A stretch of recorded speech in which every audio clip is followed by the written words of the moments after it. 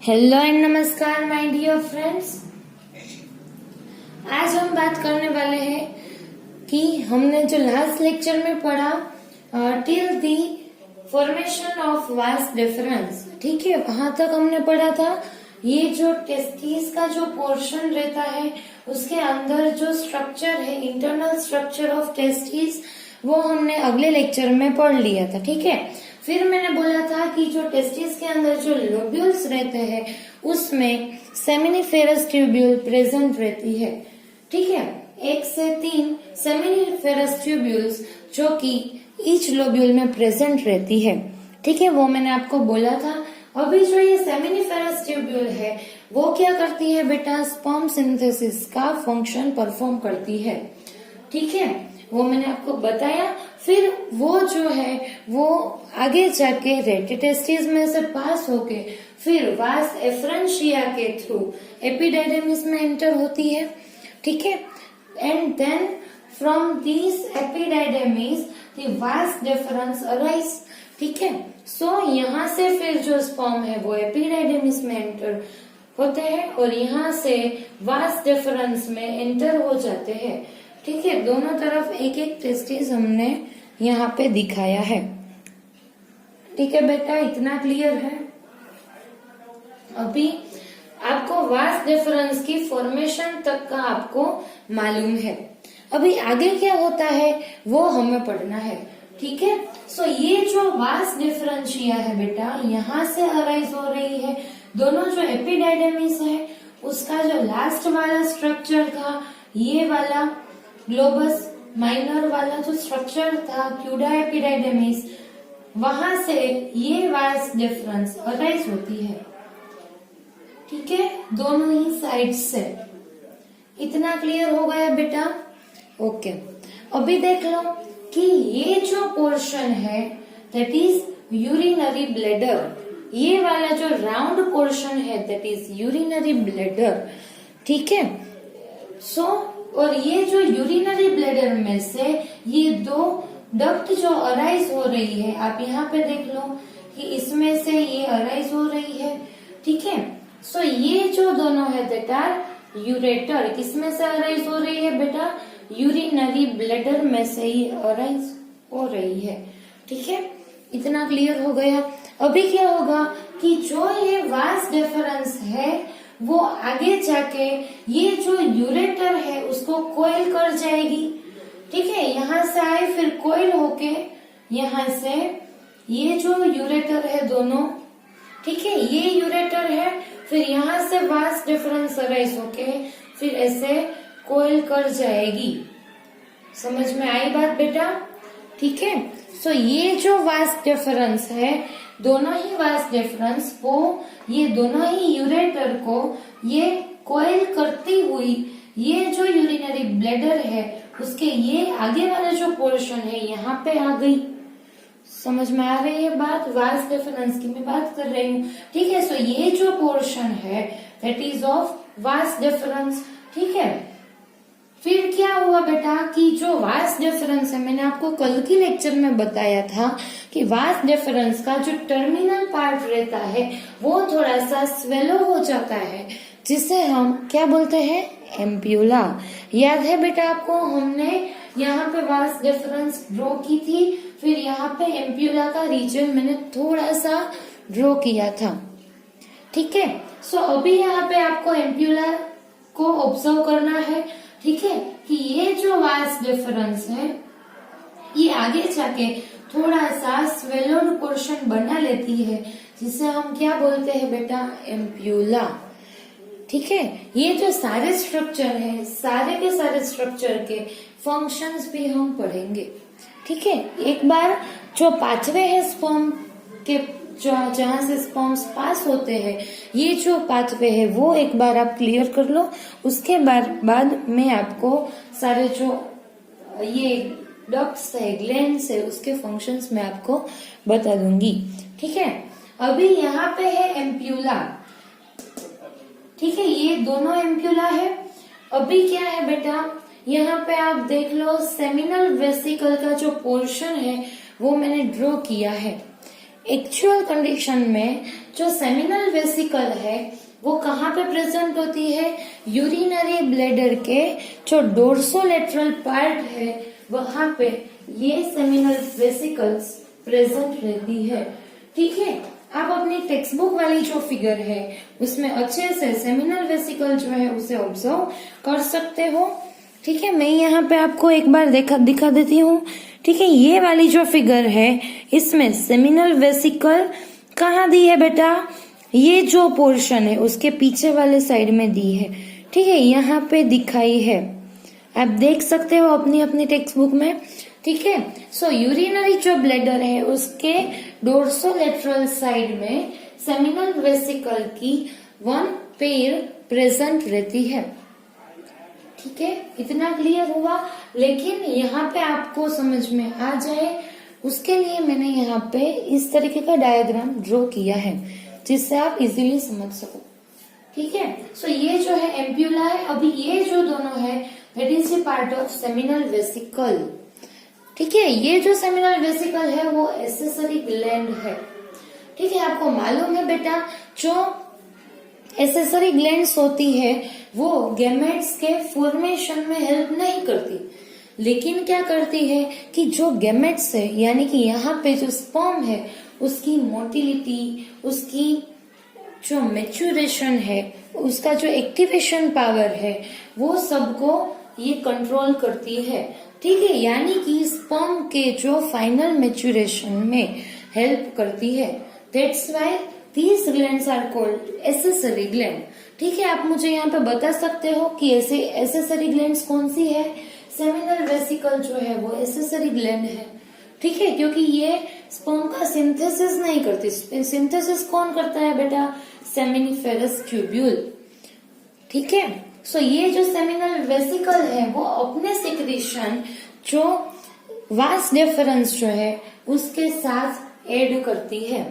ठीक है, अभी क्या होगा, एक कॉमन ओपनिंग के थ्रू ये जो सेमिनल वेसिकल एंड जो वास डिफरेंस है दोनों के सिक्रीशन यहाँ आगे ऐड हो जाएंगे। ठीक है, दोनों ही ग्लैंड अपने अपने सिक्रीशन को कोई एक ही पैसेज में से पास कर देगी।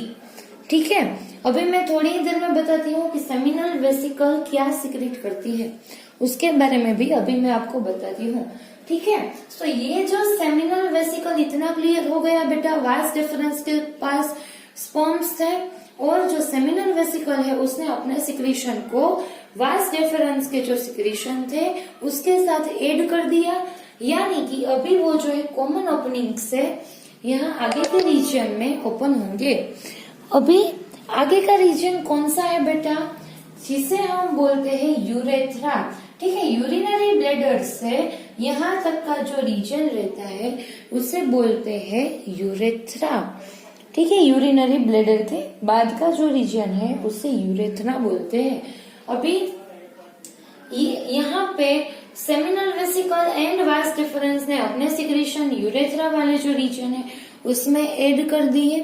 ठीक है, अभी जैसे ही ये सिक्रेशन आगे आएगा उसमें प्रोस्टेट ग्लैंड जो रहती है, यानी कि प्रोस्टेट ग्लैंड पहले कहाँ पे प्रेजेंट है वो मैं आपको बता दूं। ये जो यूरिनरी ब्लैडर है उसके नीचे वाले पोर्शन में, यानी कि यूरिनरी ब्लैडर के नीचे प्रोस्टेट ग्लैंड प्रेजेंट रहती है। ठीक है, आप देख लो कि सेमिनल वेसिकल पेयर में है। ठीक है, 1 पेयर यानी 2 सेमिनल वेसिकल्स है, वास डिफरेंस भी 2 है, लेकिन आप देख लो कि प्रोस्टेट ग्लैंड जो है वो सिंगल है। ठीक है, यानी कि एक ही प्रोस्टेट ग्लैंड, ये पेयर्ड नहीं होती। ठीक है, अनपेयर्ड रहती है, यानी कि single prostate gland is present there. ये जो है ये उसका स्ट्रक्चर है पूरा। ठीक है, लेकिन जो प्रोस्टेट ग्लैंड है उसमें पेयर नहीं है। प्रोस्टेट ग्लैंड में क्या प्रेजेंट है बेटा, लोब्स प्रेजेंट है। ठीक है, वो अभी मैं आपको आगे बताती हूँ। ठीक है, जो प्रोस्टेट ग्लैंड है यहाँ पे आप स्ट्रक्चर पे से ऐसा मत सोच लेना कि प्रोस्टेट ग्लैंड जो है वो भी पेयर में प्रेजेंट है। प्रोस्टेट ग्लैंड में लोब्स प्रेजेंट रहते हैं, वो सिंगल अनपेयर्ड ग्लैंड है। ठीक है, यहाँ पे ऐसा कुछ नहीं है इतनी पेयर प्रोस्टेट ग्लैंड की प्रेजेंट है, ऐसा कुछ भी नहीं है। ठीक है, फिर जैसे ही ये सिक्रेशन आगे बढ़ेगा उसमें प्रोस्टेट ग्लैंड जो है वो अपने सिक्रेशंस भी ऐड कर देगी। ठीक है, अभी फिर से वहां से सिक्रेशन आगे बढ़ा, फिर वहां पे दूसरी एक ग्लैंड आती है दैट इज बल्बोयूरेथ्रल ग्लैंड, और इसका जो फैमिलियर टर्म आपको मालूम है दैट इज कोपर्स ग्लैंड। ठीक है, आपने कहीं पे पढ़ा है कोपर्स ग्लैंड के बारे में, लेकिन यहाँ पे नाम लिखा है बल्बोयूरेथ्रल ग्लैंड, दोनों एक ही है, उसमें कोई डिफरेंस नहीं है। सो यहाँ पे आप देख सकते हो कि बल्बोयूरेथ्रल ग्लैंड की पेयर प्रेजेंट है। ठीक है, यहाँ पे ओके। अभी क्या होगा बेटा कि यहाँ से जो सिक्रेशन है वो आगे बढ़ा और किसमें एंटर हो गया, ये जो रीजन है उसमें एंटर हो गया है जिसे यूरेथ्रा बोलते हैं। ठीक है, अभी ये जो पूरा स्ट्रक्चर है दैट इज ऑफ पेनिस, और इसका जो आगे वाला जो ब्रॉड रीजन रहता है उसे बोलते हैं ग्लैंस पेनिस। ठीक है, ये वाला जो रीजन रहता है उसे ग्लैंस पेनिस बोलते हैं। अभी ये जो सिक्रेशन यहाँ पे ऐड हुआ वो one opening that is urethral opening के थ्रू यहाँ से इजेक्ट आउट हो जाएगा। ठीक है, यहाँ पे फोर स्किन यानी कि इसके ऊपर जो स्किन की लेयर प्रेजेंट है उसके बारे में लिखा है। इतना क्लियर हुआ बेटा? ये आपको क्लियर होना चाहिए कि स्पर्म्स कहाँ से प्रोड्यूस होते हैं और कैसे वो ये जो यूरेथ्रल रीजन है वहां से कैसे इजेक्ट आउट होते हैं। ठीक है, सो ये पूरा पाथवे है। ठीक है, एक बार और मैं आपको रिपीट कर दूं ताकि आपको कंफ्यूजन ना हो क्विकली। ठीक है, यहाँ से स्पर्म्स प्रोड्यूस हुए दोनों ही टेस्टिस में, फिर एपिडाइडेमिस में एंटर हुए, फिर वहां से जो टेल ऑफ एपिडाइडेमिस थी वहां से ये सिक्रेशन वास डिफरेंस में एंटर हुआ। ये जो वास डिफरेंस है वो एब्डोमिनल रीजन में एंटर हुई और यहाँ से ये कहाँ चली गई, यूरिनरी ब्लैडर के ऊपर जो यूरेटर थी उसको कोयल करती हुई आगे जाके थोड़ा सा स्वेलड पोर्शन बना लिया जिसे हम एम्प्यूला बोलते हैं। ठीक है, फिर एम्प्यूला और ये जो यूरिनरी जो ब्लैडर है उसके डोर्सोलेटरल पोर्शन में सेमिनल वेसिकल प्रेजेंट रहती है, वो भी अपने सिक्रेशन ऐड करती है। एंड जो अदर एसेसरी ग्लैंड्स है जो कि प्रोस्टेट ग्लैंड, कोपर्स ग्लैंड और यू कैन से बल्बोयूरेथ्रल ग्लैंड जो है वो अपने सिक्रेशन भी उसमें ऐड करती है जिससे स्पर्म का फाइनल मैच्योरेशन हो जाता है। ठीक है, अब यहाँ से जो सिक्रेशन जो कि यूरेथ्रा रीजन में है वो आगे जाके जो ग्लैंस पेनिस का जो पोर्शन रहता है उसमें यूरेथ्रल मेट्यूस और दी ओपनिंग वहां से इजेक्ट आउट हो जाते हैं। ठीक है, सो ये जो है वो पाथवे है, ये आपको याद रखना है। अभी हम क्या करेंगे बेटा, जो सारी एसेसरी ग्लैंड्स है उसके स्ट्रक्चर के बारे में पढ़ लेते हैं। ठीक है बेटा, और एक बात की आपको एसेसरी डक्ट्स और एसेसरी ग्लैंड्स में कंफ्यूज नहीं होना है। डक्ट्स यानी कि जो पास करते हैं सिक्रेशन को पास करते हैं उसे डक्ट्स बोलते हैं। ग्लैंड्स जो सिक्रेशन अपने सिक्रेशन ऐड करते हैं। ठीक है, अगर कोई आपसे पूछे कि एसेसरी ग्लैंड्स कौन सी है तो आपको क्या बोलना है बेटा, तो ये मैंने अभी आपको बताई, सेमिनल वेसिकल जो है, प्रोस्टेट ग्लैंड जो है, बल्बोयूरेथ्रल ग्लैंड जो है, ये सारी एसेसरी ग्लैंड्स है। लेकिन अगर आपसे कोई पूछे कि एसेसरी डक्ट्स कौन सी है, then you can say this vas deferens, epididymis, vas efferentia जो कि आगे थी, रेटेटेस्टिस। सो ये जो सारी थी वो कौन सी थी बेटा, एसेसरी डक्ट। उसमें सेमिनिफेरस ट्यूब्यूल नहीं आएगी क्योंकि वो जो है वो मेन फंक्शन परफॉर्म करती है that is the sperm synthesis. Okay, अभी पहले हम सारी की सारी हमने एसेसरी डक्ट्स के बारे में पढ़ रखा है। ठीक है, रेटेटेस्टिस के बारे में मैंने आपको कल बता दिया, वास एफरेंशिया क्या है बता दिया, वास डिफरेंस भी आपको मालूम है, एपिडेमिस क्या करता है वो सब आपको मालूम है। ठीक है। ओके बच्चों, सो यहाँ पे आप देख लो कि मैंने एक डायग्राम बना के रखा है जो कि है सेमिनिफेरस ट्यूब्यूल का। आपको याद है कि सेमिनिफेरस ट्यूब्यूल टर्म आपने कहाँ पे पढ़ा था? टेस्टिस के लोब्यूल्स के अंदर जो प्रेजेंट रहती है उसे सेमिनिफेरस ट्यूब्यूल बोलते हैं। आपको याद है बेटा? वो सारी चीजें आपको आनी चाहिए, ठीक है, जो कि हमने अगले वाले लेक्चर में पढ़ी थी। मैंने डायग्रामेटिक व्यू आपको यहाँ पे दिखाया था टेस्टिस का, जिसमें हमने बाहर से पढ़ने का स्टार्ट किया था। याद है बेटा आपको? उसकी जो 3 लेयर थी उसके बारे में हमने पढ़ा था, जिसमें सबसे जो अंदर की जो लेयर है दैट इज ट्यूनिका वास्कुलोसा, उसने क्या किया था कि जो 250 लोब्यूल्स प्रेजेंट रहते हैं टेस्टिस के इनसाइड, उसका जो कवरिंग है वो ट्यूनिका वास्कुलोसा लेयर बनाती है, ठीक है, आपको याद है? और मैंने आपको बताया था कि in each lobule there are 1 2 3 seminiferous tubules present located, ठीक है, वो आपको याद है? उस पे चलते हुए हमने गिनती की थी कि अराउंड 750 जितनी सेमिनिफेरस ट्यूब्यूल्स प्रेजेंट रहती है। याद है बेटा आपको? ये वाली जो सेमिनिफेरस ट्यूब्यूल थी जिसका फंक्शन था स्पर्म सिंथेसिस का, ठीक है, ये जो सेमिनिफेरस ट्यूब्यूल है उसका सेक्शनल व्यू मैंने यहाँ पे दिखाया है, ठीक है, ये सेक्शनल व्यू है उसका, ठीक है। उसमें तो समझ में आता है आपको सेक्शनल व्यू किसे बोलते हैं। सपोज मान लो कि चलो ये सेमिनिफेरस ट्यूब्यूल है, ठीक है, ये ट्यूब है, कौन सी? सेमिनिफेरस ट्यूब्यूल, ठीक है। अभी ये सीधी ही है, ठीक है। अभी क्या किया मैंने? यहां से कट कर दिया बीच में से, फिर क्या होगा कि ये यहां से कट कर दिया, यानी इतनी अलग हो जाएगी। फिर आप यहां से देख लो, ऐसी थी, मैंने कट कर दिया, अपर वाला पोर्शन निकाल लिया, फिर यहाँ आपको जो दिख रहा है कहाँ पे? यहाँ पे, वो क्या है? ये वाली सेमिनिफेरस ट्यूब्यूल है। आपको यहाँ पे जो स्ट्रक्चर्स प्रेजेंट है वो मैंने यहाँ पे दिखाए हैं। समझ में आ रही बात?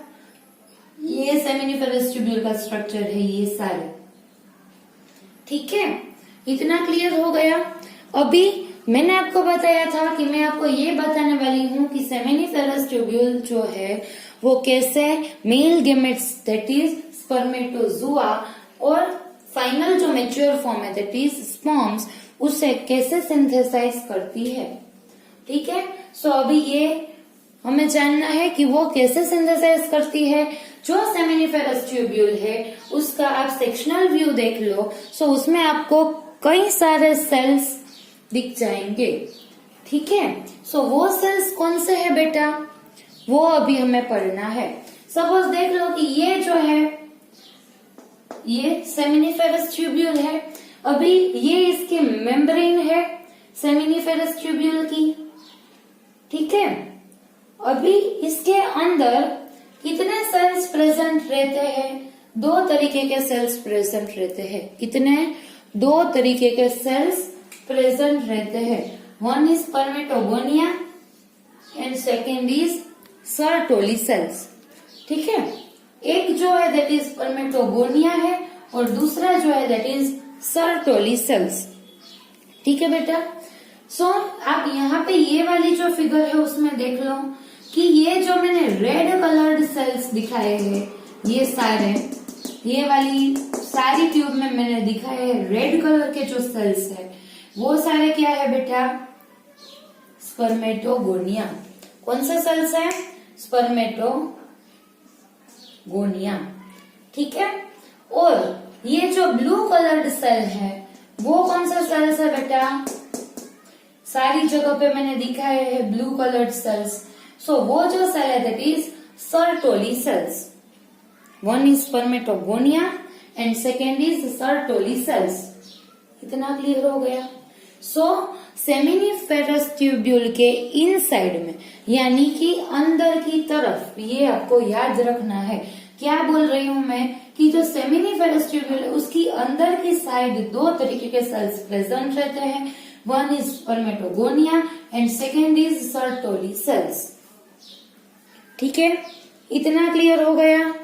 अभी इसकी बाहर की साइड देख लो, यहाँ पे मैंने ये सारे ब्लैक कलर के सेल्स यहाँ पे दिखाए हैं, ये सारे सेल्स है, ठीक है, ब्लैक कलर के आप देख सकते हो यहाँ पे। ठीक है, सो ये जो सारे सेल्स है that are present in the interstitial cells of the seminiferous tubules। ठीक है, ये जो सारे सेल्स है कहाँ पे प्रेजेंट है, ये दो सेमिनिफेरस ट्यूब्यूल के बीच में जो स्पेस प्रेजेंट है उसमें ये सारे सेल्स प्रेजेंट है। ठीक है, यहाँ पे देख लो, यहाँ पे देख लो, ये जो सारी सेमिनिफेरस ट्यूब्यूल के बीच में जो थोड़ी सी जगह रहती है, स्पेस बनती है, वहां पे ये ब्लैक कलर के सेल्स मैंने आपको यहाँ पे दिखाए हैं, ये प्रेजेंट रहते हैं।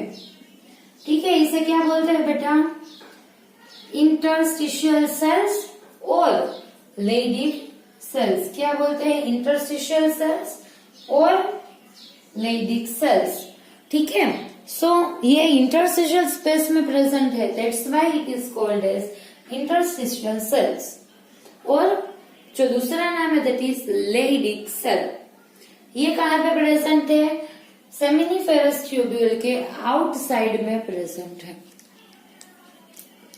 इतना क्लियर हो गया। जब आप सेक्शनल व्यू लेते हो सेमिनिफेरस ट्यूब्यूल का, तब उसमें सेमिनिफेरस की ट्यूब्यूल जो है उसके इनसाइड यानी अंदर की साइड दो तरीके के सेल्स प्रेजेंट रहते हैं, और बाहर की साइड जो इंटरस्टिशियल स्पेस है उसमें एक तरीके के सेल्स आपको मिलते हैं। ठीक है, सो ये जो सेल्स है इनसाइड वो है spermatogonia and Sertoli cells, and जो बाहर की साइड जो प्रेजेंट है उसे बोलते हैं interstitial sales and Leydig cells. इतना क्लियर हो गया बेटा। ठीक है, अभी ये जो सारे सेल्स है वो क्या करते हैं, स्पर्म का सिंथेसिस करते हैं। कौन से सेल्स करते हैं वो मैं अभी आपको बता दूं। ठीक है, आप यहाँ पे देख लो कि ये जो सारे रेड कलर्ड सेल मैंने आपको दिखाए दैट आर स्पर्मेटोगोनिया, जिसे बोलते हैं मेल जर्म सेल। क्या बोलते हैं बेटा, मेल जर्म सेल।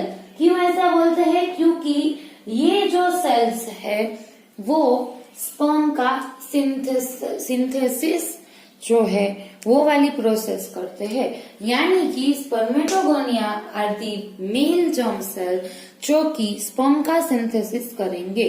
ठीक है, ये जो सेल है इसका फंक्शन क्या है बेटा, स्पर्म सिंथेसिस, और you can say gametogenesis, sperm formation, whatever. ठीक है, सो स्पर्मेटोगोनिया जो सेल्स है that is male germ cell, और वो स्पर्म का सिंथेसिस करेंगे।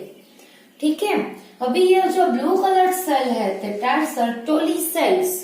अभी जो ये सर्टोली सेल्स है वो क्या करते हैं, जो सर्टोली सेल्स है उसे नर्स सेल भी बोला जाता है। क्या बेटा, नर्स सेल। अभी इसके ये वाले जो टर्म है उस पे से आपको आइडिया आ गया होगा कि ये क्या फंक्शन करता होगा। जो मेन फंक्शन है वो तो स्पर्मेटोगोनिया का है, ठीक है, वो स्पर्म का सिंथेसिस कर देते हैं, लेकिन सर्टोली सेल्स वहां पे क्या कर रहे हैं, उसका क्या फंक्शन है। जो सर्टोली सेल है या यहाँ पे जो मैंने ब्लू कलर सेल्स दिखाए हैं वो जो है वो क्या करते हैं बेटा, नरिशमेंट प्रोवाइड करते हैं। किसे, स्पर्म्स को। ठीक है, आप यहाँ पे देख सकते हो मैंने स्पर्मेटोजुआ दिखाए हैं। ठीक है, सो यहाँ पे जो स्पर्मेटोजुआ का जो सिंथेसिस हुआ, ठीक है, उससे नरिशमेंट कौन प्रोवाइड करता है, सर्टोली सेल्स, जो कि नर्स सेल्स भी बोले जाते हैं। सो ये जो है इसका पहला फंक्शन नरिशमेंट और यू कैन से न्यूट्रिशन प्रोवाइड करते हैं। ठीक है, किससे, ऐसा मत बोलना कि स्पर्मेटोगोनिया को, स्पर्म सेल को नरिशमेंट प्रोवाइड करते हैं। ठीक है, ये जो सारे स्पर्मेटोजुआ है उसे नरिशमेंट प्रोवाइड करते हैं। इसका दूसरा फंक्शन जो है वो क्या है बेटा, कि ये जो है अगर कोई भी यहाँ पे स्पर्म्स जो सिंथेसाइज हुए उसमें से अगर कोई जो है वो डैमेज हो गया या फिर डेड हो गया, ठीक है, यहाँ पे जो स्पर्म्स का सिंथेसिस हुआ, अभी यहाँ पे किसी रीजन की वजह से अगर स्पर्म जो सिंथेसाइज हुआ वो डेड हो गया या फिर इंजर्ड हो गया, सो उसे क्या कर लेते हैं, वो फेगोसाइटोसिस की प्रोसेस के थ्रू उसे किल कर देते हैं, फेगोसिटाइज कर देते हैं। समझ में आई बात कि यहाँ पे जो डेड और इंजर्ड स्पर्म्स जो है यहाँ पे बाय चांस अगर उसे इंजरी हो गई या फिर उसके स्ट्रक्चर में कोई प्रॉब्लम है या फिर डेड कंडीशन में आ गए, सो जो वैसे स्पर्म्स है उसे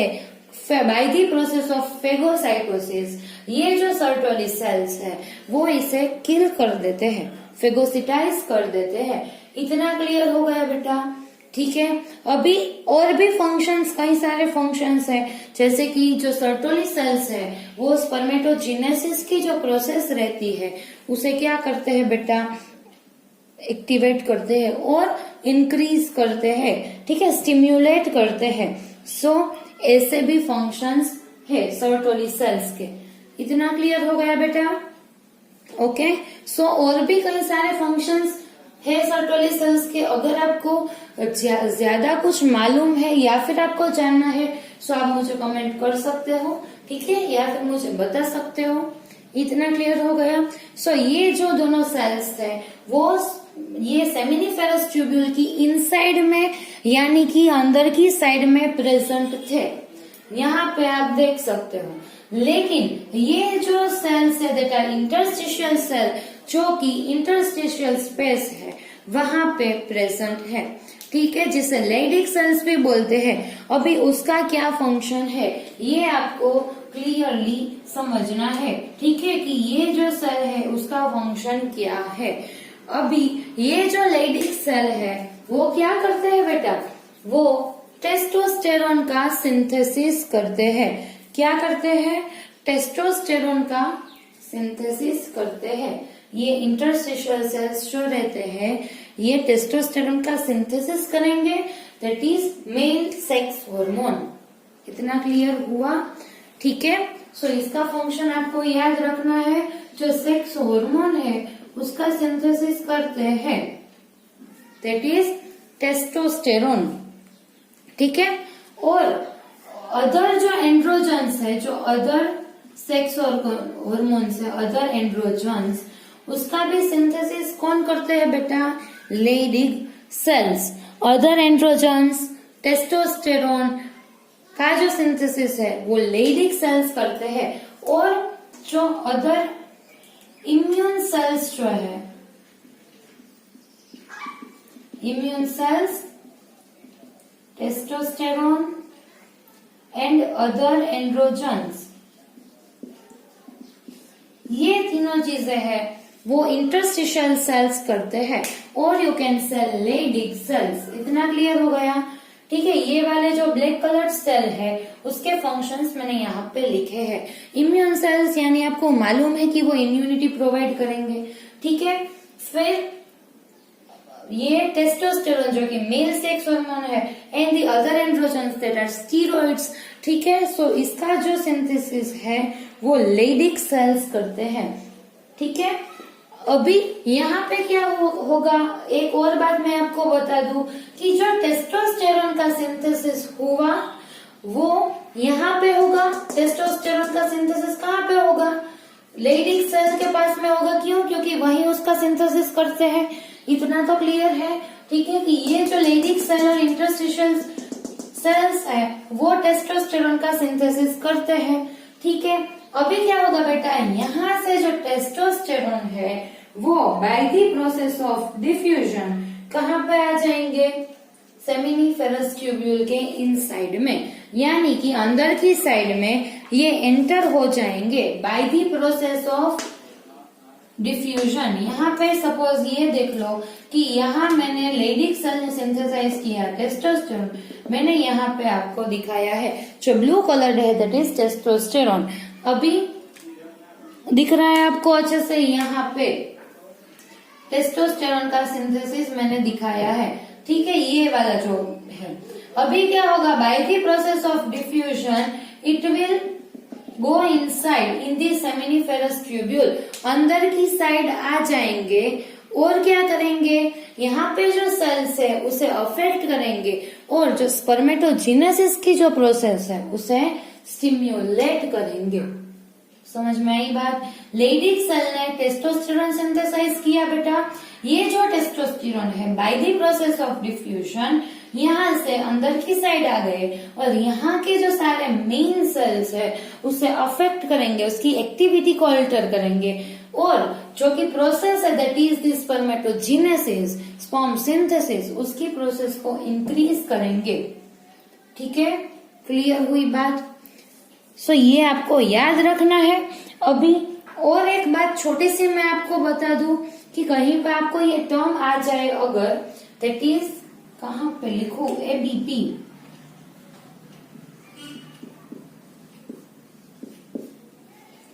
इसका फुल फॉर्म क्या है बेटा, एंड्रोजन बाइंडिंग प्रोटीन। क्या फुल फॉर्म है बेटा, एंड्रोजन बाइंडिंग प्रोटीन। समझ में आई बात। एंड्रोजन लिख लेना कहीं पे, एंड्रोजन जो कि मैंने यहाँ पे लिखा है बाइंडिंग प्रोटीन। ठीक है, सो ये जो प्रोटीन है वो क्या करेगा, ये जो टेस्टोस्टेरोन है तो अदर एंड्रोजन्स जो है, कई सारे एंड्रोजन्स रहते हैं, ठीक है, सो उससे यहाँ पे बाइंड करके यहाँ से यहाँ डिफ्यूज होने में हेल्प करेगा। ठीक है, जो एंड्रोजन बाइंडिंग प्रोटीन्स जो है वो उसे डिफ्यूज करने में हेल्प करते हैं। समझ में आई बात। ऐसे एक नहीं कितने सारे प्रोटीन्स रहते हैं। ठीक है, हमारी बॉडी में भी देख लो, जो हमारी बॉडी में जो ब्लड का पोर्शन है उसमें भी आप देख लो कि ब्लड में ग्लोब्यूलिन प्रोटीन रहता है। ठीक है, सो ये जो ग्लोब्यूलिन रहता है, एल्ब्यूमिन रहता है, वो क्या करता है बेटा, स्टीरॉयड हार्मोन्स जो है, मैं हमारे ब्लड की बात कर रही हूँ। ठीक है, एक छोटा सा एग्जांपल आपको मैं दे रही हूँ कि जो हमारा ब्लड है उसमें भी एल्ब्यूमिन, ग्लोब्यूलिन, फाइब्रिनोजन, ये सारे प्रोटीन्स प्रेजेंट रहते हैं। ठीक है, ये चीजें आपको मालूम है क्योंकि आपने ब्लड पढ़ के रखा है 11th में। अभी ये जो ग्लोब्यूलिन और जो एल्ब्यूमिन है वो किसी स्टीरॉयड हार्मोन के साथ बाइंड करके उसे ब्लड में ट्रांसपोर्ट करने में हेल्प करते हैं। ठीक है, अभी आपको मालूम है कि स्टीरॉयड किस में से सिंथेसाइज होता है, लिपिड में से। Lipid is a hydrophobic in nature. ठीक है, सो ये जो स्टीरॉयड हार्मोन है वो इजीली वाटर में डिसॉल्व नहीं होते और जो कि वो वाटर हेटिंग है, हाइड्रोफोबिक है, यानी कि वो उसमें ट्रांसपोर्ट नहीं हो सकते। ठीक है, क्योंकि बाकी का जो पोर्शन है ब्लड का और जो सारे जो पोर्शन रहते हैं सेल्स के, उसमें भी ज्यादा से ज्यादा क्या है बेटा, वाटर प्रेजेंट है। ठीक है, सो उसमें ट्रांसपोर्ट करने के लिए क्या होता है कि जो अलग अलग टाइप के जो प्रोटीन्स रहते हैं, डिफरेंट डिफरेंट टाइप्स के जो प्रोटीन्स, वो जाके स्टीरॉयड हार्मोन से बाइंड कर जाते हैं और उसे ट्रांसपोर्ट करने में हेल्प करते हैं, जिससे क्या होता है कि वो इजीली हाइड्रोफिलिक जो एनवायरनमेंट है उसमें इजीली ट्रांसपोर्ट कर जाते हैं। ऐसा हमारे ब्लड में होता है। ठीक है, उसके जैसा ही यहाँ पे भी हुआ, क्योंकि ये एंड्रोजन्स है, यहाँ पे हाइड्रोफिलिक एनवायरनमेंट होगा। ठीक है, फिर क्या होता है कि ये जो स्टीरॉयड हार्मोन यहाँ पे सिंथेसाइज हुए वो इजीली यहाँ से कैसे डिफ्यूज हो जाए, सो उसके डिफ्यूजन के लिए जो एंड्रोजन बाइंडिंग प्रोटीन जो है वो उसको हेल्प करता है। क्यों, ठीक है, क्योंकि यहाँ पे भी मेम्ब्रेन प्रेजेंट है, दैट इज बेसमेंट मेम्ब्रेन। ठीक है, so with the help of ABP that is androgen binding protein, testosterone will easily diffuse into the seminiferous tubule and activate the other cells in the seminiferous tubule for the process of spermatogenesis। Clear है इतना बेटा। ठीक है, so ये बहुत ही easy है, इसके notes बना लेना और अगर कोई भी डाउट हो आप मुझे पूछ सकते हो। ठीक है, अभी हम क्या करने वाले बेटा, जो एसेसरी ग्लैंड्स जो है, ठीक है, यहाँ से जो स्पर्म का सिंथेसिस हुआ वो आगे पास होगा, कहाँ आगे पास होगा, जहाँ पे लोब्यूल्स की जो सारी ट्यूब्स मिलती थी और जो स्ट्रेट ट्यूब का फॉर्मेशन किया था, याद है आपको बेटा, लोब्यूल्स के बाहर स्ट्रेट ट्यूब्स प्रेजेंट थी। फिर जो स्ट्रेट ट्यूब है उसने आगे जाके ये डायग्राम में हटा देती हूँ क्योंकि मुझे आपको सिर्फ बेसिक चीज बतानी है जिससे आपको कंफ्यूजन ना हो, जो कि मैंने अभी बताई फिर भी बता रही हूँ क्योंकि ये वाला जो पोर्शन है वो थोड़ा सा डिफिकल्ट है। ठीक है, यहाँ पे देख लो कि ये मैंने टेस्टिस का स्ट्रक्चर ड्रॉ किया। ठीक है, यहाँ पे ये सबसे बाहर वाला लेयर, फिर अल्ब्यूगिनिया एंड सबसे इनर वाला जो लेयर है दैट फॉर्म्स दी लोब्यूल्स। ठीक है, और लोब्यूल्स का कवर फॉर्म करता है। इसके अंदर सेमिनिफेरस ट्यूब्यूल्स रहती है। ठीक है, ये यहाँ से कनेक्ट नहीं है। ठीक है, फिर आगे जाके क्या होता है कि इसका जो एपिक्स वाला पोर्शन है उसमें यहाँ से स्ट्रेट ट्यूब अराइज होती है। ठीक है, फिर ये जो सारी स्ट्रेट ट्यूब है वो यहाँ पे रेटे टेस्टिस का फॉर्मेशन करती है। ये वाला जो पोर्शन है दैट इज मेडियस्टिनम टेस्टिस, जो कि मिडल वाली लेयर में से बना था अल्ब्यूगिनिया, क्योंकि वो यहाँ पे आके डेंस हो जाती है, मालूम है बेटा आपको। फिर ये रेटे टेस्टिस में से वास एफरेंशिया निकल रही थी। कितनी 10 to 20, बहुत ही इजी है, बहुत इजीली आप इसे याद रख सकते हो। फिर यहाँ पे वन स्ट्रक्चर इज देयर। ठीक है, यहाँ पे हाईली कोइल्ड, फिर थोड़ी सी कोइलिंग कम कर दो, फिर सब टोटली कम कर दो। ठीक है, यहाँ पे बहुत कम कोइलिंग है। ठीक है, सो ये जो पोर्शन है दैट इज एपिडाइडमिस, इसके 3 पार्ट्स है, कैप्यूट एपिडाइडमिस, याद है आपको बेटा, और you can say head of the epididymis, tail of the epididymis. ठीक है, ये सारे जो टर्म है ये आपको याद होने चाहिए। ठीक है, मैंने आपको बताया था। सो इतना क्लियर है। So this is the head of the epididymis and the tail of the epididymis, or you can say caput corpus and the cauda, caput corpus and the cauda epididymis। फिर यहाँ से जो है वास डिफरेंस अराइज हो रही थी। फिर वास डिफरेंस आगे जाके क्या करती है, यूरेटर से कोयल होके एम्प्यूलर रीजन फॉर्म करती है, जो कि मैंने अभी आपको थोड़ी देर पहले ही बताया। ठीक है, फिर आगे जैसे ही स्पर्म्स जो है वो पास होते हैं फ्रॉम द वास डिफरेंस, इसमें कई सारी जो दूसरी ग्लैंड्स है उसका सिक्रीशन भी ऐड होता है। ठीक है, जिसे हम एसेसरी ग्लैंड्स बोलते हैं, जिसमें सेमिनल वेसिकल इन्वॉल्व है, प्रोस्टेट ग्लैंड है एंड बल्बोयूरेथ्रल ग्लैंड है, जिसे आप कोपर्स ग्लैंड भी बोलते हो। याद है बेटा आपको? सो ये जो सारी एसेसरी ग्लैंड्स है वो आपको याद रखनी है। ठीक है, अभी हम क्या पढ़ने वाले हैं कि ये जो सारी ग्लैंड्स है उसके सिक्रीशन के बारे में पढ़ेंगे।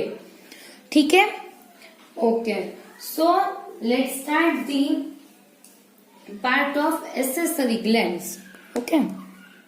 ओके बेटा, सो ये जो सारी एसेसरी ग्लैंड्स है उसके फंक्शंस के बारे में अभी हम पढ़ लेते हैं। ठीक है, ये जो 3 ग्लैंड मैंने आपको बताई वो सारी ये जो ग्लैंड्स है उसके फंक्शंस अभी हम एक बार यहाँ पे देख लेते हैं। ठीक है, so the first gland that is seminal vesicle. आपको मालूम है कि सेमिनल वेसिकल जो है वो यूरिनरी ब्लैडर की डोर्सोलेटरल साइड में 1 पेयर जो इसकी है वो प्रेजेंट रहती है, और ये जो है अपने सिक्रीशन जो वास डिफरेंस के सिक्रीशन में एड करती है। ठीक है, इतना क्लियर है बेटा? अभी देख लो कि जो सेमिनल वेसिकल है वो ग्लैंड्यूलर एपिथेलियम, ग्लैंड्यूलर एपिथेलियम तो होगा क्योंकि सिक्रीशन करती है। ठीक है, second point that is it secretes the seminal fluid. ठीक है, ये जो फ्लूइड सिक्रेट करती है उसे क्या बोलते हैं बेटा? Seminal fluid. और वो कैसा रहता है? Transparent and lubricating. ठीक है, ये जो है वो स्पर्म्स को लुब्रिकेशन प्रोवाइड करती है, ये जो फ्लूइड है वो, और वो कैसे रहती है बेटा? ट्रांसपेरेंट रहती है। और ये जो सेमिनल फ्लूइड है वो 60 to 70% जो सीमेन का जो पोर्शन रहता है उसका 60 to 70% जो है वो कौन फॉर्म करता है? Seminal fluid. ठीक है, और ये जो सिक्रेशन है वो कैसा होगा बेटा? स्लाइटली अल्कलाइन होगा। ठीक है, जो मेन सिक्रेशन जो है जो कि सीमेन, उसका 60 to 70% क्या है? Seminal fluid. ठीक है। और इसकी जो पीएच है वो कैसी है बेटा, स्लाइटली अल्कलाइन। ठीक है, इतना क्लियर हो गया। Then it contains the fructose that fuel to sperms.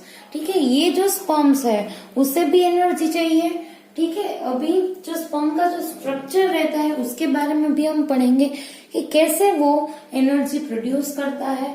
ठीक है, उसे भी, वो भी एक सेल है, उसे भी एनर्जी चाहिए। ठीक है, थोड़ा सा उसका स्ट्रक्चर जो नॉर्मल सेल्स जो रहते हैं उससे थोड़ा सा डिफरेंट है, लेकिन है क्या बेटा, सेल है। ठीक है, उसे एनर्जी चाहिए। सो उसे कौन एनर्जी प्रोवाइड करेगा, फ्रुक्टोज। ठीक है, सो ये जो फ्रुक्टोज है वो सेमिनल फ्लूइड में प्रेजेंट रहता है। फ्रुक्टोज इज वन मोनोसेकेराइड, वो तो आपको मालूम ही है। ठीक है, and also it contains the fibrinogen, ठीक है, prostaglandin, citrate, inositol and other proteins. ये जो सारे मोलिक्यूल्स हैं ये भी इसमें प्रेजेंट रहते हैं। ठीक है बेटा, इतना क्लियर हो गया। सो ये आपको याद रखना है। ओके, एक बार फिर से मैं आपको एक बार बता देती हूँ कि जो सेमिनल वेसल रहती है, वेसिकल, वो सेमिनल फ्लूइड रिलीज करती है। It makes 60 to 70% of semen. It is slightly alkaline, it is transparent and lubricating in nature. ठीक है, and it contains the fructose, fibrinogen, prostaglandin, citrate, inositol and other proteins. ठीक है, okay, सो ये है seminal vesicle. अभी इसमें कोई भी आपको डाउट हो आप मुझे पूछ सकते हो। ठीक है, सेकेंड इज प्रोस्टेट ग्लैंड। अभी प्रोस्टेट ग्लैंड जो है वो कहाँ पे प्रेजेंट थी बेटा, जो यूरिनरी ब्लैडर की जो नीचे वाली पोर्शन थी वहां पे प्रेजेंट थी। मैंने आपको बताया कि प्रोस्टेट ग्लैंड में लोब्स प्रेजेंट रहते हैं, कितने, 5 लोब्स। ठीक है, ये आपको याद रखना है कि प्रोस्टेट ग्लैंड जो है वो पेयर में नहीं है, अनपेयर्ड है, लेकिन उसमें 5 लोब्स रहते हैं। ठीक है, सो ये जो सीक्रेट करती है, और ये जो प्रोस्टेट ग्लैंड है वो कितनी सारी ओपनिंग्स है, आगे वाला जो रीजन रहता है दैट इज ऑफ यूरेथ्रा, वहां पे ओपन होती है। ठीक है, और अपने सिक्रेशंस ऐड करती है। अभी उसके सिक्रेशंस में क्या प्रेजेंट रहता है और वो कैसा है, जो सिक्रेशन है वो स्लाइटली अल्कलाइन, ये भी अल्कलाइन था, ये भी कैसा है बेटा, अल्कलाइन ही है। ठीक है, ये बहुत इजी है क्योंकि जो कोपर्स ग्लैंड है उसका सिक्रेशन भी कैसा है बेटा, स्लाइटली अल्कलाइन। सो आप ये याद रख सकते हो, स्लाइटली अल्कलाइन प्रोस्टेटिक फ्लूइड जो वो रिलीज करती है that is of milky, thick, sticky and jelly like, and it forms the 30% of semen, and for sperm activation it is very necessary। ठीक है, कि जो इसके जो ये जो फ्लूइड है वो 30% सीमेन का पार्ट बनता है और ये स्पर्म के एक्टिवेशन के लिए बहुत नेसेसरी है। ठीक है, ये स्पर्म को एक्टिवेट करता है। अभी इसमें क्या प्रेजेंट है, citric acid, calcium, phosphate, clotting enzyme, profibrinolysin. ठीक है, इतने सारे जो कंपोनेंट्स है वो प्रोस्टेट ग्लैंड में प्रेजेंट है। ठीक है, then the secretion of prostate gland plus seminal vesicle, so semen get coagulated. ये आपको दिख रहा है यहाँ से। सो जो सिक्रेशन है किसके, प्रोस्टेट ग्लैंड के जो सिक्रेशन है प्लस सेमिनल वेसिकल के जो सिक्रेशन है, जब एक दूसरे के साथ मिक्स होते हैं, ठीक है, वो सारे सिक्रेशंस मिक्स ही होते हैं एक दूसरे के साथ। कहाँ पे होते हैं बेटा, यूरेथ्रा के रीजन में होते हैं। तभी क्या होगा बेटा कि इन दोनों के सिक्रेशंस मिक्स होने पर जो सीमेन है इट विल गेट कोएगुलेटेड। क्या हुआ बेटा कि इन दोनों के सिक्रेशन मिक्स होने की वजह से जो सीमेन था, ठीक है, वो कैसा हो गया, कोएगुलेट हो गया। यानी कि कोएगुलेट का मीनिंग आपको मालूम है, क्यों इसमें कोएगुलेट हो गया, क्योंकि इसमें क्लोटिंग एंजाइम्स भी प्रेजेंट थे। किसमें प्रेजेंट थे बेटा, प्रोस्टेट ग्लैंड में। क्या हुआ बेटा कि जो सिक्रेशन है प्रोस्टेट ग्लैंड के और जो सेमिनल वेसिकल के सिक्रेशन है जब आपस में मिक्स हो गए तभी जो कोएगुलेशन की प्रोसेस थी वो स्टार्ट हो गई, जिसकी वजह से जो सीमेन है it will get coagulated because the prostate gland secretion contains the clotting enzymes and other factors that promote the clotting mechanism. ठीक है, सो यहाँ पे सीमेन का कोएगुलेशन स्टार्ट हो गया। सो इसकी वजह से जो स्पर्म्स की मोबिलिटी थी वो थोड़ी देर के लिए रुक गई, यानी कि रिड्यूस हो गई। क्या हुआ बेटा, सीमेन कोएगुलेट हो गया, जिसकी वजह से उसके अंदर जो स्पर्म्स प्रेजेंट थे उसकी मोबिलिटी डिक्रीज हो गई। अभी उसकी मोबिलिटी डिक्रीज होने की वजह से उसको कम एनर्जी चाहिए। ठीक है, कोई एक पर्सन आप ले लो जो हर दिन हर रात दिन के 12 घंटे काम करता है, ठीक है, या ज्यादा से ज्यादा जब तक वो जगह है वो सिर्फ काम ही कर रहा है। ठीक है, सो उसको क्या चाहिए, ज्यादा एनर्जी चाहिए, जिससे ज्यादा वर्क करना है उसको ज्यादा एनर्जी की रिक्वायरमेंट होगी। ठीक है, और जो कम वर्क करता है उसको कम एनर्जी की रिक्वायरमेंट है। इतना तो आपको मालूम है, इतना क्लियर है आपको।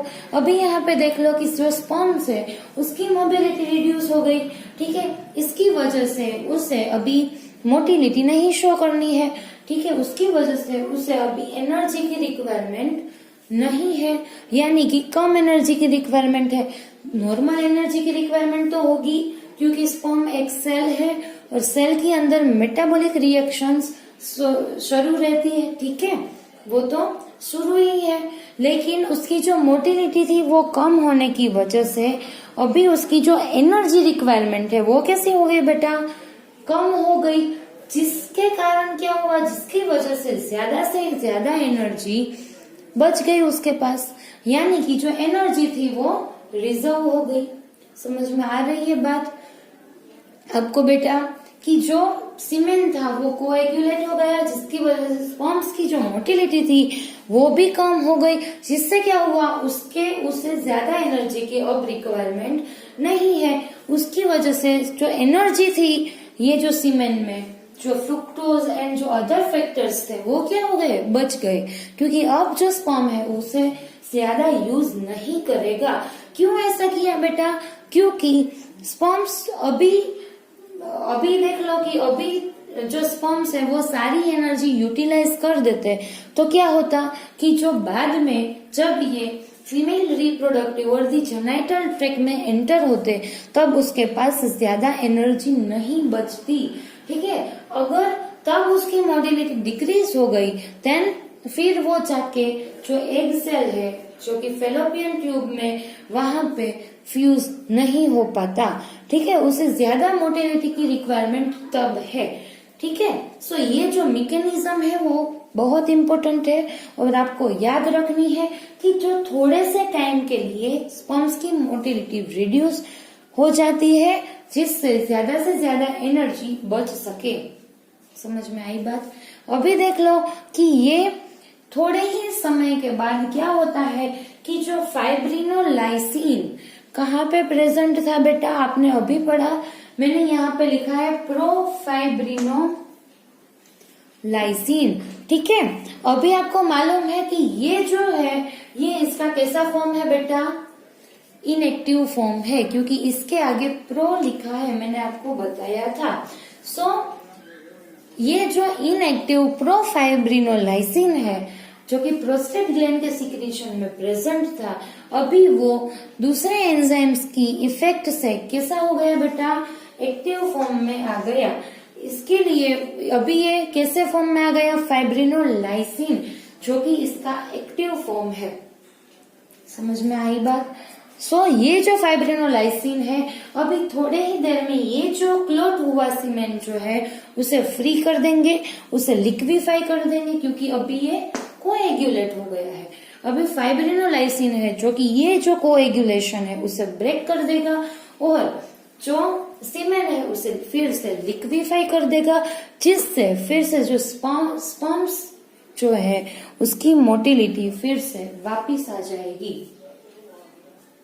समझ में आई बात। और फिर से जो स्पर्म्स है उसकी जो मूवमेंट है वो शुरू हो जाएगी, लेकिन थोड़ी देर के लिए, जब तक वो यूरेथ्रा के रीजन में है उसे क्या होता है, मोटिलिटी की रिक्वायरमेंट नहीं है, उसकी वजह से जो ये सिक्रीशंस है वो इसकी मोटिलिटी जो है वो डिक्रीज कर देते हैं।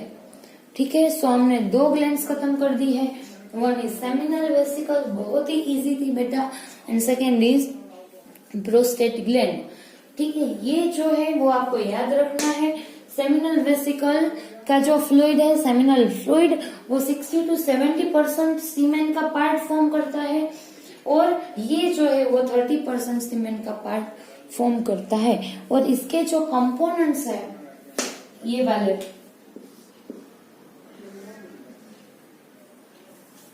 ये भी आपको याद रखने हैं। ठीक है, इतना क्लियर है बेटा। अभी हम जो तीसरी ग्लैंड है that is bulbo urethral gland, उसके बारे में पढ़ लेते हैं। ओके, सो ये जो है दैट इज कोपर्स ग्लैंड, और यहाँ पे लिखा है बल्बो यूरेथ्रल ग्लैंड। ठीक है, ये जो है कहाँ पे प्रेजेंट है बेटा, लेटरल साइड ऑफ यूरेथ्रा। मैंने आपको दिखाई थी ये बल्बो यूरेथ्रल ग्लैंड बहुत छोटी सी थी। कहाँ पे प्रेजेंट थी बेटा, जो यूरेथ्रा का रीजन है वहां पे प्रेजेंट थी। ठीक है, जो यूरेथ्रा का रीजन है वो कहाँ से स्टार्ट होता है बेटा, यूरिनरी ब्लैडर के नीचे वाले पोर्शन से ही स्टार्ट होगा। ठीक है, सो यहाँ वहां से स्टार्ट करते हुए जो ग्लैंड्स पेनिस है तब तक का जो रीजन रहता है उसे यूरेथ्रा रीजन ही बोलते हैं। ठीक है, इतना क्लियर हो गया। सो ये जो है वो लेटरल साइड ऑफ यूरेथ्रा वहां पे प्रेजेंट थी। Opens into the penile urethra. अभी ये क्या है बेटा, पेनाइल यूरेथ्रा, जो पेनिस का जो स्ट्रक्चर है उसके अलग अलग पोर्शन के अलग अलग नेम है।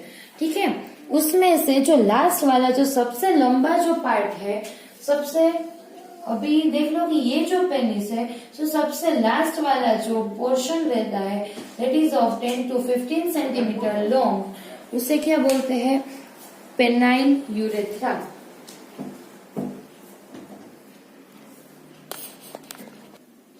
ठीक है, इतना क्लियर है। सो ये जो कोपर्स ग्लैंड है वो ये पेनाइल यूरेथ्रा वाला जो पोर्शन रहता है उसमें ओपन होते हैं। ठीक है, अभी जो इसका सिक्रीशन है वो क्या है, it secretes the transparent slimy jelly like fluid. इसका जो सिक्रीशन रहता है वो कैसा है बेटा, जेली लाइक फ्लूइड रहता है। और इसकी भी पीएच कैसी है बेटा, स्लाइटली अल्कलाइन। ठीक है, यू कैन से 7.2, it is slightly alkaline pH. ठीक है, सो सारी जो ग्लैंड्स है उसकी पीएच जो है वो स्लाइटली अल्कलाइन रहती है। It destroys the acidity of urethra. ये क्या करेगी, यूरेथ्रा की जो एसिडिटी है उसे रिमूव कर देगी। यानी कि अगर आपको मालूम हो कि जो एसिडिक पीएच होने की वजह से कई बार वहां पे की जो सरफेस है वो ऐसी हो जाती है कि जिससे जो स्पर्म्स की जो मूवमेंट है उसमें दिक्कत रहती है। ठीक है, सो ये जो कोपर्स ग्लैंड के सिक्रीशन है वो क्या करते हैं, वहां की जो एसिडिक पीएच है उसे नलिफाई कर, उसे डिस्ट्रॉय कर वहां पे अल्कलाइन पीएच कर देते हैं, जिससे क्या होता है कि it cleans that path for the movement of sperm. ये वो जो पैसेज है स्पर्म का उसे क्लीन कर देते हैं, जिसकी वजह से वहां पे स्पर्म की मूवमेंट इजीली हो जाती है। समझ में आई बात बेटा, बहुत ही इजी है। इतना क्लियर हो गया। सो आपको इतना याद रखना है। ठीक है, मैं एक बार और बता देती हूँ। लेटरल साइड ऑफ यूरेथ्रा पे ये प्रेजेंट है, ओपन हो रही है पेनाइल यूरेथ्रा में, जो कि लॉन्गेस्ट पोर्शन है, 10 to 15 सेंटीमीटर लॉन्ग है। It secrets A transparent slimy jelly like fluid. The pH of this fluid is 7.2. It destroys the acidity of the urethra and cleans the pathway for the movement of sperm. ठीक है, इतना clear हो गया है। अभी यहाँ पे जो 3 एसेसरी ग्लैंड्स है वो हमने क्लियर कर दी। ठीक है, मैंने आपको बता दिया इसके बारे में। अभी आप यहाँ पे देख लो कि जो सीमेन है, ठीक है, उसमें क्या रहता है। ठीक है, जो सीमेन जो ग्लैंड्स पेनिस के जो रीजन है, यूरेथ्रल ओपनिंग, वहां से जब सीमेन रिलीज होता है, ठीक है, तभी उसमें क्या प्रेजेंट रहता है उसके बारे में मैं अभी आपको बता दूं कि उसमें स्पर्म्स प्रेजेंट रहते हैं प्लस एसेसरी ग्लैंड्स फ्लूइड यानी एजीएफ। ठीक है, ये क्या है बेटा, एसेसरी ग्लैंड्स फ्लूइड, यानी कि ये तीनों जो ग्लैंड है उसने जो सिक्रेट किया, ठीक है, वो फ्लूइड का पोर्शन होगा और स्पर्म्स जो की है वो सीमेन में प्रेजेंट होते हैं। ठीक है, सो ये जो फ्लूइड है दैट इज कॉल्ड सीमेन, जिससे सीमेन बनता है। ठीक है, सो ये जो सीमेन है उसका कितना वॉल्यूम रहता है, 3 to 4 ml। ठीक है, कितना, 3 to 4 ml। अभी उसकी पीएच स्लाइटली अल्कलाइन यानी 7.3 जो है उसकी पीएच रहती है। ये भी आपको याद रखना है कि सीमेन में sperms plus accessory glands fluid, उसका वॉल्यूम कितना है और इसकी पीएच कितनी है, 7.3। इतना क्लियर हो गया बेटा। जो नॉर्मल स्पर्म काउंट है दैट इज 20 to 120 मिलियंस पर ml, यानी कि पर ml में ये 20 to 120 मिलियन रहते हैं। यानी कि यहाँ पे आप देख लो कि सीमेन है जो कि कितना वॉल्यूम है इसका, 3 to 4 ml। ठीक है, नॉर्मल स्पर्म काउंट जो है वो 20 to 120 मिलियन पर ml है बेटा। ठीक है, पर ml इतने रहते हैं। अभी यहाँ पे सीमेन में 3 to 4 ml है। आप कैलकुलेट कर सकते हो इजीली कि सीमेन में कितने स्पर्म्स प्रेजेंट होंगे। ठीक है, सो ये आप कर दो इसका 3 गुना। ठीक है, इतने सारे स्पर्म्स जो 3 to 4 ml सीमेन है उसमें प्रेजेंट रहते हैं। समझ में आई बात। इसके नंबर्स बहुत ज्यादा रहते हैं, लेकिन आप ये जो डेटा है उसके ऊपर से आप आइडिया लगा सकते हो कि कितने सारे स्पर्म्स जो है वो डिस्ट्रॉय हो जाते हैं। ठीक है, जब ये एंटर करते हैं फीमेल जेनिटल ट्रैक्ट में, तब कितने सारे स्पर्म्स जो है वो एंटर नहीं हो पाते और जो एंटर होते हैं वो डिस्ट्रॉय हो जाते हैं। ठीक है, सो ये डेटा आपको याद रखना है। Then the second condition that is the oligospermia. अभी ये ओलिगोस्पर्मिया क्या है बेटा, जब सीमेन में पर ml 20 मिलियन से भी कम नंबर में स्पर्म्स प्रेजेंट है, उस कंडीशन को बोलते हैं ओलिगोस्पर्मिया।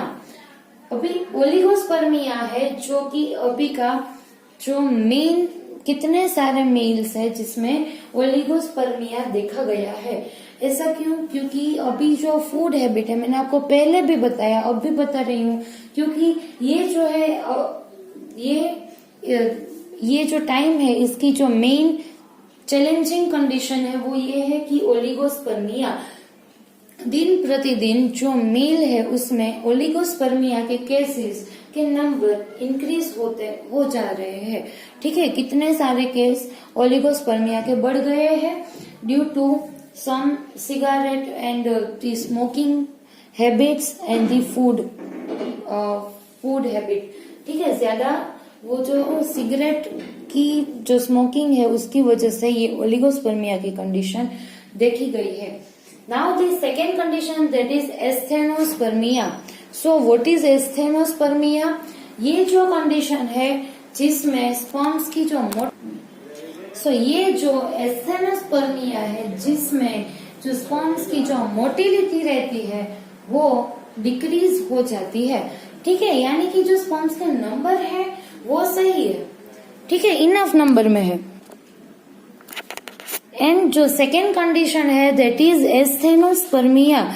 अभी इसमें आप देख लो एस्थेनोस्पर्मिया में क्या है बेटा, जो एस्थेनोस्पर्मिया की जो कंडीशन रहती है जिसमें स्पर्म्स के नंबर नॉर्मल है, ठीक है, 20 to 120 मिलियन पर ml, लेकिन जो स्पर्म की मोटिलिटी है वो क्या हो जाती है बेटा, डिक्रीज हो जाती है।